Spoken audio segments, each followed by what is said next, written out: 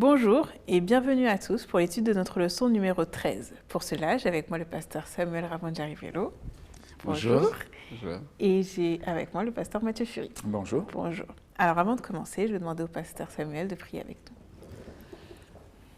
Notre Père Céleste, merci pour ce privilège d'ouvrir ta parole et de l'étudier. Sois présent au milieu de nous, Seigneur, par ton esprit, afin qu'il nous guide et qu'il nous conduise dans toute la vérité pour la gloire de ton nom. Bénis les auditeurs qui vont suivre cette étude au nom de Jésus. Amen. Amen. Nous parvenons à la fin de notre étude de l'épître aux Éphésiens. Et donc, le titre de notre leçon, cette fois-ci, est « Combattre pour la paix », un titre un peu paradoxal. En effet, dans les versets que nous étudions, à partir du verset 10 du chapitre 6, donc, Paul décide d'utiliser un langage militaire. Alors, que cherche-t-il à illustrer ? La nécessité de mener le combat jusqu'au bout. Alors c'est vrai qu'il faut replacer ce texte dans son contexte. L'apôtre Paul est en mission, il encourage les chrétiens à persévérer dans la foi et à mettre en œuvre les paroles du Christ.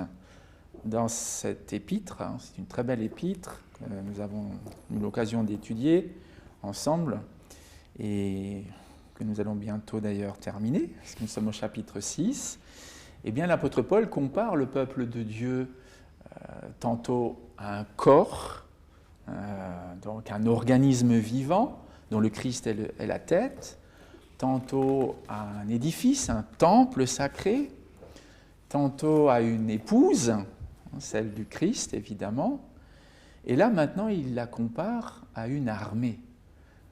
L'Église est une armée parce qu'en face d'elle, il y a des ennemis, et ces ennemis constituent une véritable menace pour cette Église.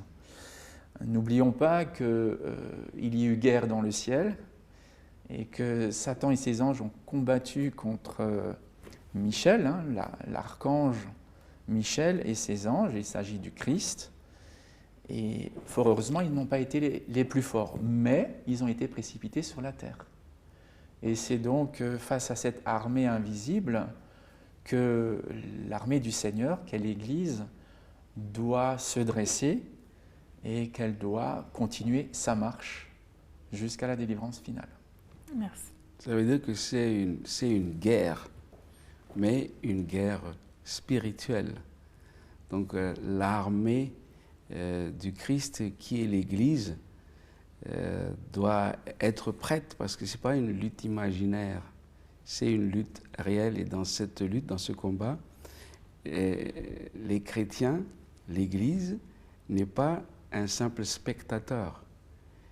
Ils participent vraiment à la guerre parce qu'ils ont choisi leur camp, le camp de Jésus-Christ, le camp de Michael. Donc la lutte est réelle. La lutte est réelle, et comme on le voit, ce sont des dominations qui nous attaquent, qui nous agressent, qui cherchent à nous décourager, qui veulent nous tenter afin de nous blesser. Eh bien, ce sont des dominations, des autorités, des chefs qui agissent dans un monde invisible, qui est appelé ici le monde des ténèbres, ou le monde du mal. Mm-hmm. Ce sont des esprits méchants. Donc, comprenez des créatures angéliques qui, dans ce monde, s'unissent contre l'Église afin de, s'il est possible, en tout cas, la faire échouer dans ses projets. Merci beaucoup. Alors, le texte que tu viens de lire là, nous indique clairement que ces ennemis-là sont soit invisibles, soit ils utilisent des agents pour s'attaquer à l'Église. Donc ce sont des ennemis dangereux. Et il nous faut prendre, comme le texte dit, toutes les armes de Dieu pour être prêts vraiment, sous le regard de notre chef, à affronter ces ennemis-là, à les combattre. Ouais, c'est une image que l'apôtre Paul connaît bien, puisque à l'époque, les Romains étaient présents à Jérusalem, en Palestine, ils occupaient le territoire. En Asie mineure. Voilà, il était facile d'imaginer un soldat. Pour nous, c'est un peu... Ça paraît... Ouais, on va dire, oh là, il faut chercher loin, il faut aller regarder dans les livres d'histoire, à quoi ressemble un soldat romain. Mais bon, l'apôtre Paul décrit très bien la panoplie du soldat romain. Et il nous dit, en fait, tu n'as pas le choix. Si tu veux faire partie de la famille de Dieu, eh bien, tu dois aussi t'équiper. Tu dois t'équiper, tu dois devenir un soldat, que tu sois un homme ou une femme. Voilà, il faut des guerriers, il faut des guerrières. Et on va voir avec quels moyens. Justement, oui, Paul illustre un combat spirituel, comme vous l'avez dit. Et pour cela, comme tout soldat, le chrétien ou la chrétienne doit s'armer. Alors, dans un premier temps, il invite le chrétien à avoir à ses reins la vérité pour ceinture et la cuirasse de la justice, de se revêtir de la cuirasse de la justice. La foi aussi est évoquée et est associée à un bouclier. Alors, à quoi renvoient toutes ces idées ? Alors, la ceinture nous parle de la vérité. Alors, dans Jean 17, 17, Jésus nous dit « Sanctifie-les par la vérité, ta parole est la vérité. » Donc, la vérité qui est comparée ici à la ceinture, c'est la parole de Dieu, en fait. Et c'est lorsque nous sommes armés je veux dire très clairement, des textes bibliques comme Jésus dans le désert, que nous serons en mesure d'affronter l'ennemi. Nous devons connaître et vraiment avoir la vérité avec nous. Le rôle de la ceinture était d'attacher le vêtement, comment on appelle ça, l'armure du soldat, afin qu'il puisse bien mouvoir et ne pas être gêné par l'armure. Donc, la parole de Dieu, si nous avons la parole de Dieu dans nos cœurs, sur nos lèvres, prêts à défendre notre foi, nous sommes bien armés par la ceinture, avec la ceinture de la vérité. Oui, la ceinture est là pour stabiliser en fait les autres armes qui sont des armes défensives et offensives. D'ailleurs, il faut le noter au passage. La ceinture est absolument indispensable. C'est la base de l'équipement, tout comme la vérité. C'est le socle sur lequel doit se tenir le chrétien. Sans la vérité, il n'a aucune force, aucune puissance, aucun moyen d'action. Et d'ailleurs, c'est la parole de Dieu qui lui apporte cette vérité-là. Et n'oublions pas que notre ennemi, lui, il combat avec le mensonge, tout le contraire en fait. Jésus a dit, vous avez pour père le diable, c'est dans l'évangile de Jean, chapitre 8, au verset 44, vous voulez accomplir les désirs de votre père, là il parle de ceux qui sont sous l'influence de cet ennemi redoutable, il a été meurtrier dès le commencement et il ne se tient pas dans la vérité, parce qu'il n'y a pas de vérité en lui. Donc la ceinture de la vérité, il l'a rejetée. Lui, il s'est muni de la ceinture du mensonge.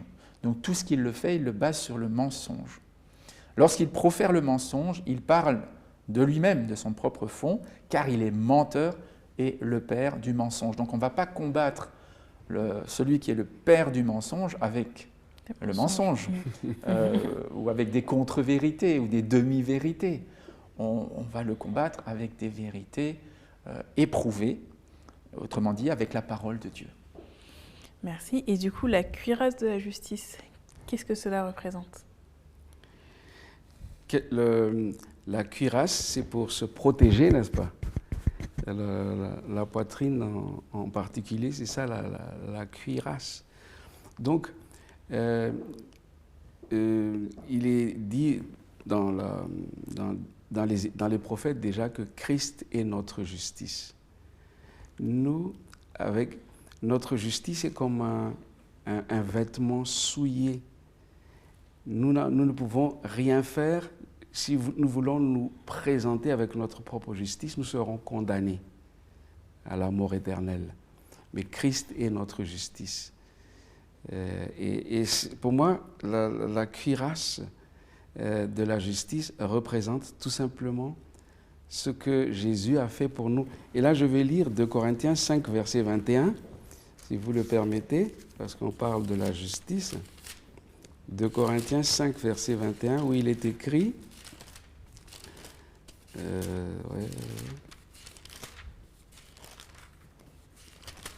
Celui qui n'a point connu le péché, il l'a fait devenir péché pour nous, afin que nous devenions en lui justice de Dieu. C'est un résumé du plan du salut. La cuirasse, c'est la justice du Christ. C'est grâce à cette justice du Christ que nous pouvons tenir debout. Absolument. Et ne pas être attaqués par l'accusateur des frères. Jeté à terre, oui. Oui. C'est vrai que la cuirasse protège les organes vitaux, le cœur notamment, les poumons, les viscères. Et si jamais l'ennemi arrive à nous frapper au niveau du thorax, c'est la cuirasse qui encaisse le choc. C'est la cuirasse qui est abîmée avant tout. Et comme tu le faisais remarquer, c'est Jésus-Christ qui a pris ces coups-là sur lui. Il nous protège, c'est sa justice qui nous protège. Et à la croix, comme le dit Ésaïe, il a été blessé pour nos péchés. C'est-à-dire qu'il a encaissé ces coups-là. Et il est pour nous comme une cuirasse, comme une, oui, on pourrait dire aussi une muraille de protection, c'est une autre image. Mais en effet, grâce à Jésus-Christ, eh bien, nous pouvons avancer vers l'ennemi je dirais en cachant notre vulnérabilité. Voilà. Tout à fait. Et justement, pour protéger, il y a aussi le bouclier qui lui est associé à la foi. Alors quel est le rôle de la foi dans cette armure? Moi, je vais parler tout de suite de foi-confiance. Nous pouvons avancer, parce que c'est une guerre. Le plus grand ennemi, c'est la peur. Quand on est face à un ennemi, quand on a peur, qu'est-ce qu'on fait? On prend la fuite, on se cache, etc. Mais le bouclier de la foi, donc quelles que soient les attaques de l'ennemi, qu'on appelle les trucs enflammés les traits enflammés du malin, le bouclier de la foi est là. C'est-à-dire, nous avançons en toute confiance, en sachant que notre Dieu peut intervenir. Dieu peut faire des miracles, parce que les armes, les attaques de l'ennemi sont nombreuses et multiples. Et sans un bouclier sûr, on a dit dans la leçon que le bouclier est un peu incurvé sur le côté pour protéger ce côté-ci. Latéralement. Et latéralement, eh bien, ça m'a donné vraiment beaucoup de joie de savoir que si nous avons la foi, nous pouvons avancer. Et quoi qu'il arrive, Dieu est capable de nous protéger des assauts des ennemis. Oui, je pense que le bouclier représente aussi les promesses de Dieu, en fait. Quand on brandit le bouclier, d'une certaine manière, on fait appel aux promesses de Dieu. Dieu a promis de rester à nos côtés, de nous protéger. Il y a ce texte qui est assez connu qu'on trouve dans le livre d'Ésaïe au chapitre 41, où Dieu dit « Ne crains rien, car je suis avec toi. Ne promène pas des regards inquiets, je suis ton Dieu. Je viens à ton secours. » Je viens à ton secours, voilà. C'est ça. Et quand j'exerce ma foi, je fais appel aux promesses de Dieu et je me dis « Seigneur, quoi qu'il arrive, je sais que tu es là, tu ne me laisseras pas tomber. » Parfois, ce n'est pas évident, c'est vrai. On peut se retrouver avec un genou à terre, peut-être même deux.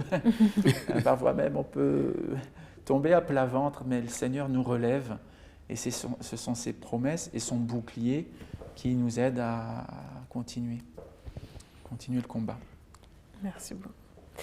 Le chrétien doit aussi se revêtir du casque du salut. Alors, qu'est-ce que Paul veut dire par là, par le casque du salut? Alors, le casque protège la tête. qui est la partie, je peux dire, hein, la plus importante. Là, nous avons les yeux, le cerveau, les organes vitaux aussi. C'est vrai que derrière le thorax, il y a les organes vitaux, mais la tête Le aussi. cerveau, absolument. Donc, le casque du salut. Moi, je focalise ma réflexion justement sur le mot salut, c'est-à-dire le salut en Jésus-Christ. Quoi qu'il arrive dans ce combat, quand j'ai, excusez-moi l'expression, l'assurance du salut, qu'importe. Parce que même si je dois mourir, Jésus me ressuscitera au son de la dernière trompette. Et le salut va au-delà de cette vie. Le salut nous projette au retour de Jésus et l'espérance. Et on a parlé tout à l'heure des promesses. C'est ça le salut. Dans la leçon, il est question des personnes qui sont dépressives, qui sont découragées et tout. Mais toutes ces personnes, quels que soient les défis, quels que soient les difficultés auxquelles ces personnes font face, en sachant que Jésus est là, que leur Sauveur est là. Nous avons ces promesses. Une fois de plus, les arbres se rejoignent. Ah oui, tout à fait, tout à fait. Parce qu'il s'agit de revêtir le Christ, en fait. C'est ça. Celui qui revêt ces armes-là revêt le Christ, et le Christ est tout pour le chrétien. Effectivement, le casque, c'est une manière d'évoquer la protection que le Christ nous accorde au cœur de la bataille. Il nous donne l'assurance du salut et donc l'assurance de la victoire. C'est ça qu'il faut retenir, c'est l'assurance de la victoire. C'est que je combats en sachant que je vais gagner, que le Christ avec nous a déjà gagné. Et nous devons nous associer à cette victoire, et pour gagner, il nous faut combattre. C'est ça. Le prix de la victoire, c'est le combat. Même si le Christ peut garantir cette victoire, eh bien, je dois m'en emparer et donc ne ménager aucun effort et rester debout, rester vigilant, me relever si je tombe, ne pas me laisser décourager par l'adversaire. Le même apôtre a dit « J'ai combattu le bon combat, j'ai gardé la foi ». Oui, voilà. Il a combattu. Il a dit ça à la fin de sa vie. C'est juste. Ouais. Ah oui. Et la dernière arme, enfin l'avant-dernière disons, puisqu'il y a aussi les sandales que nous aborderons à la fin, mais la dernière arme qui est citée ici, c'est l'épée. L'épée, cette fois-ci, ne sert pas à protéger, mais bien à attaquer. Et elle est associée à l'esprit. Alors pourquoi l'esprit est-il associé à cette idée d'épée? Effectivement, de toutes ces armes-là, l'épée est la seule qui soit offensive, n'est-ce pas Mathieu? Oui. Toutes les autres armes sont des armes défensives. Donc l'ennemi attaque, les autres armes sont là pour nous défendre. Mais dans ce combat, nous avons aussi à attaquer. Et il est question de l'épée de l'Esprit. Il s'agit de l'Esprit Saint. Et l'Esprit Saint, ne l'oublions jamais, c'est la troisième personne de la divinité. Dans ce conflit cosmique, le Père a mis en place le plan du salut. Le Fils est venu sur cette terre pour réaliser le plan du salut par sa mort, par son sacrifice. Que fait le Saint-Esprit? Le Saint-Esprit réalise le salut dans nos vies, dans nos cœurs. Et l'épée de l'Esprit, c'est que nous ne devons pas simplement nous contenter de nous défendre et de laisser l'ennemi nous attaquer. Là, on se défend. Mais nous avons aussi à être offensifs, mais pas par nos propres forces, par la puissance de l'Esprit. Absolument. Et l'apôtre Jean a été témoin d'une apparition du Christ dans sa gloire. Et il décrit cette apparition dans le premier chapitre de l'Apocalypse. Je lis juste un extrait, verset 16. De sa bouche, il voit le Christ, rayonnant comme le soleil. De sa bouche sortait une épée aiguë, à 2 tranchants.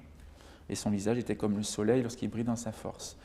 Donc, je crois que cette épée, c'est bien la parole du Christ, mais dont nous sommes, nous, les porteurs. C'est-à-dire, il s'agit de ce que je dis, et ce que je dis est véritablement l'épée de l'Esprit lorsque ce que je dis est inspiré par l'Esprit, et donc est conforme à la parole de Dieu. Moi, j'y vois mon propre témoignage. J'y vois aussi la manière dont je peux interpeller mon prochain, dont je peux accomplir la mission qui m'a été confiée par le Christ. Allez, c'est là que nous sommes offensifs, lorsque nous allons vers les autres. Allez, faites de toutes les nations des disciples. Donc, allez au combat, à la rencontre de l'adversaire, parce que c'est justement ce qui veut nous empêcher de faire des disciples. Et il voudra même que nous donnions notre poste et notre qualité de disciples. Mais par la grâce de Dieu, il n'y arrivera pas. Et il nous faut donc user de notre parole avec sagesse, avec intelligence, user aussi de notre pensée, de notre raisonnement, dont la parole est l'expression, la manifestation, avec intelligence, avec habileté. C'est ça l'épée de l'esprit. La force de la pensée, la force du raisonnement, la force de l'argumentation. Et du coup, est-ce que l'on peut faire un lien finalement avec l'idée de prier par l'esprit qui est recommandée par Paul? Et visiblement, la prière a aussi une place importante dans ce combat. Pour moi, la conclusion que j'ai à l'esprit concernant la prière, c'est que dans ce combat, il y a un quartier général. Donc les armées doivent être en relation avec le quartier général. Il n'y a pas de combat isolé. Une seule personne. Il y a d'abord l'armée unie du Christ, qu'est l'Église, mais il y a l'armée de Dieu aussi. Et le quartier général, c'est le trône de Dieu. Et la prière, c'est nous tourner vers le quartier général qui nous donne les instructions. Prier, c'est être en communion avec le général en chef, qui est Jésus-Christ. C'est là, parce que si nous coupons le contact avec le ciel, que deviendrons-nous? Eh oui, c'est important, il faut rester en communication permanente avec le QG, le quartier général, qu'on peut aussi appeler l'état-major. Et le Christ, c'est le chef des armées célestes, et nous faisons partie de cette armée-là. Il nous a enrôlés, nous marchons sous la bannière ensanglantée du prince Emmanuel, c'est une belle expression. Mais oui, il est notre prince, il est notre chef, et c'est le prince de la paix, d'ailleurs, ce qui est intéressant. C'est peut-être pas pour rien qu'il faut revêtir les chaussures qui nous permettent d'aller annoncer la paix, parce que notre prince, eh bien, il veut établir la paix. Et ça, c'est paradoxal, en fait. Combattre pour la paix, ou même, plus précisément, combattre avec la paix, ou par la paix. Tout à fait. Et justement, tu as peut-être anticipé la dernière question? Tu as peut-être anticipé la dernière question, justement. Combattre pour la paix. Combattre et paix, aujourd'hui, ce sont deux expressions, enfin, un verbe et un nom qui sont complètement... L'expression est paradoxale. Mais le combat qui est évoqué par Paul est tout à fait différent de la notion de guerre, de combat que nous avons aujourd'hui.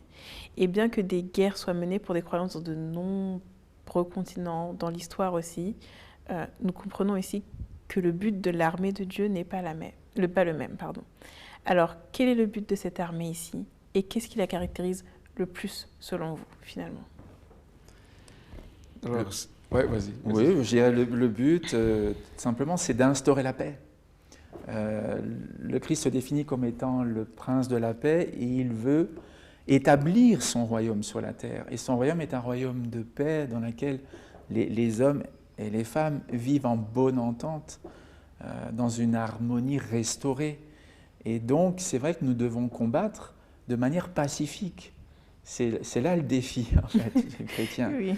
C'est être à la fois agressif, d'une certaine façon, c'est-à-dire volontaire, décidé, déterminé, courageux, intentionnel, et en même temps utiliser les armes que le Christ nous a données, ou en tout cas prendre exemple sur lui, qui nous a dit « Je suis doux et humble de cœur », et il nous a montré comment nous conduire aussi au cœur de cette bataille.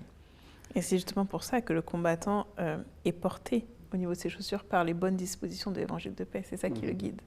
Moi, j'ai à l'esprit, quand tu parles de paix, le texte du même apôtre Paul, 1 Thessaloniciens 5, 23, que le Dieu de paix vous sanctifie lui-même tout entier et que tout votre être, l'esprit, l'âme et le corps, soient trouvés irrépréhensibles lors de l'avènement de notre Seigneur Jésus.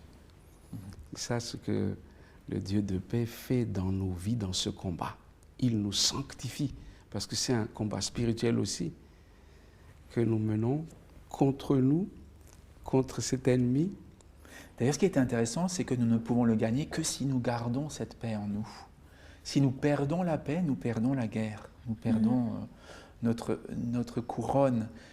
Pour pouvoir la conserver, il faut que cette paix reste en nous, et cette paix, c'est le Christ qui l'établit et qui la maintient. Il nous faut donc garder une relation continue, permanente et profonde avec le chef de notre foi. Merci beaucoup. Et en un mot, du coup, qu'est-ce qui caractérise cette armée, si vous pourriez la qualifier en un mot? Cette armée, elle est conduite par le chef des armées célestes et nous sommes à son service. Merci. Voilà, et j'ajouterais encore, il y a beaucoup d'éléments, hein, mais je la vois et je la souhaite de tout mon cœur. Ce n'est pas mon œuvre, mais celle du Christ. Je la vois unie, soudée. Voilà. Tout à fait. Ben, merci beaucoup d'avoir partagé avec nous cette leçon. Merci à vous, internautes, d'avoir écouté jusqu'au bout. Nous vous invitons à liker et à vous abonner si vous avez apprécié et nous nous retrouverons pour de prochaines études.